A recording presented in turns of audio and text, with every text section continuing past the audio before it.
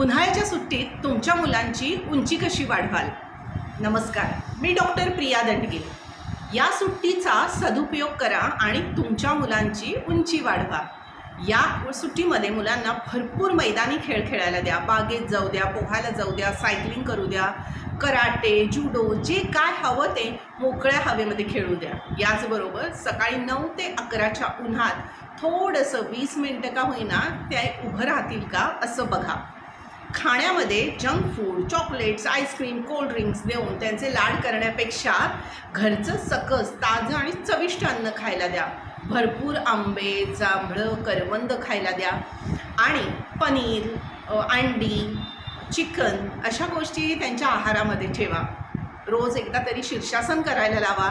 भरपूर जागच्या जागी उड्या मारायला लावा आणि सुट्टी आहे म्हणून त्यांना जागत बसायला न सांगता लवकर झोपायला लावा आणि लवकर उठायला लावा.